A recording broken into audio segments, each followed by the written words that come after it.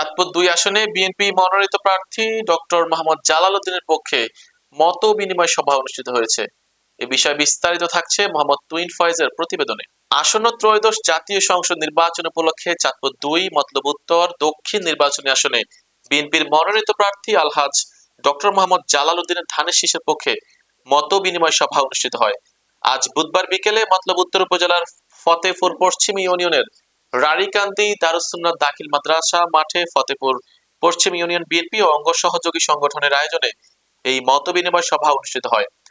মতবিনিময়ে প্রধান অতিথির বক্তব্য রাখেন ডক্টর মোহাম্মদ জালাল উদ্দিনের সহধর্মিণী ইঞ্জিনিয়ার শাহানাজ শারমিন। ৪ নং ওয়ার্ড বিএনপি সভাপতি মোহাম্মদ শহীদুল্লাহ সরকারের সভাপতিত্বে ও উপজেলা যুবদলের সিনিয়র যুগ্ম আহ্বায়ক ফয়সাল আহমেদ সোহেল ও ইউনিয়ন যুবদলের সভাপতি মমিনুল ইসলাম সরকারের যৌথ সঞ্চালনায় আরো বক্তব্য রাখেন উপজেলা ছাত্র দলের আহ্বায়ক নুরুল হুদা ফয়জি, উপজেলা যুবদলের যুগ্ম সম্পাদক বদিউজ্জামান, ইউনিয়ন যুবদলের সাবেক সভাপতি বিল্লাল হোসেন শান্ত, ইউনিয়ন যুবদলের সাধারণ সম্পাদক ইলিয়াস, ইউনিয়ন বিএনপি সভাপতি মোহাম্মদ আরিফ হোসেন সহ আরো অনেকে। উনি এলাকায় সুখী দুঃখে উনি এই নমিনেশন পাওয়ার অনেক আগে থেকে উনি কাজ করছেন, আপনাদেরই সন্তান। কাজে তাকে যদি আপনারা ধানের শীষে ভোট দিয়ে নির্বাচিত করে সংসদে পাঠান, উনি নির্বাচিত হলে অবশ্যই ইনশাল্লাহ উনি একটা রাষ্ট্রীয় বড় দায়িত্ব পাবেন, সেই বিশ্বাস আমার আছে। সেই ক্ষেত্রে আপনাদের এই মতলববাসীর, আপনাদের এই বিশেষ করে ইউনিয়নের সুখী দুঃখে ভালো মন্দ কথা উনি সংসদে বলতে পারবেন। আপনাদের উন্নয়নের জন্য উনি যেমন বলতে পারবেন, এটা অন্য কেউ পারবে বলে মনে হয় না, কারণ উনি আপনাদের এই ইউনিয়নের সন্তান।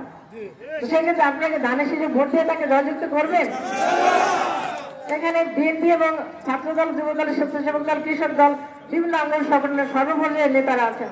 আমি আপনাকে অনুরোধ করবো যে এখন আমাদের হাতে সময় বেশি নাই, ডিসেম্বর আর সপ্তাহখানিক পরে হয়তো তফসিল ঘোষণা হবে। সেক্ষেত্রে আপনারা দয়া করে ওয়ার্ড ভিত্তিক কমিটি গঠন করে আপনারা এক একটা ওয়ার্ডে দুই-তিনটা গ্রুপ করে আপনারা দয়া করে ওয়ার্ডে ওয়ার্ডে যে কাজ করবেন, জনগণের দরজা যে আপনারা ভোট চাইবেন, মানুষকে বোঝাতে হবে না ধানের শেষে ভোট দিলে কি উন্নতি হবে, আমাদের ভাগ্যের কি পরিবর্তন হবে, এই গুরু দায়িত্বটা আপনারা পালন করবেন। মাঠে যে সমস্ত দল আছে তার মধ্যে বিএনপি একমাত্র দল যাদের রাষ্ট্র ক্ষমতা একাধিকবার রাষ্ট্র পরিচালনার অভিজ্ঞতা আছে, এছাড়া কিন্তু অন্য কোনো দলের নাই। যতই ধর্মভিত্তিক দল বা অন্য যেই দলই হোক, কেউ কিন্তু আগে রাষ্ট্র পরিচালনা করেনি। একমাত্র বিএনপি যে দল যেটা একাধিকবার রাষ্ট্র ক্ষমতা এসছে, খালেদা জিয়ার দল, তারেক রহমানের দল। কাজে অভিজ্ঞতা সম্পন্ন একটা দল, তাকেই তো ভোট দেওয়া যুক্তিযুক্ত। কি বলেন আপনারা? যা রাষ্ট্র পরিচালনা করার দায়িত্ব আছে। আমাদের এই দলের নেতৃত্বে এতদিন ছিলেন আমাদের প্রিয় নেত্রী বেগম খালেদা জিয়া। আপনারা জানেন যে উনি এখন শারীরিকভাবে অসুস্থ, কিন্তু ওনার দোয়া এবং অভিজ্ঞতা, ওনার অভিজ্ঞতা এবং ওনার উপদেশ সবকিছু নিয়ে দলটা চলে। এখন দলের নেতৃত্ব তরুণ যে আগামী রাষ্ট্রনায়ক হতে যাচ্ছেন তারেক রহমানের হাতে, এবং ওনার হাত ধরে দেশটা আমরা সবাই মনে করি আর সুন্দর মতো চলবে। যে ধ্বংসের দ্বারপ্রান্তে দেশটা চলে গিয়েছিল, সেই খাদের কিনারা থেকে দেশটা নতুন করে জেগে উঠবে।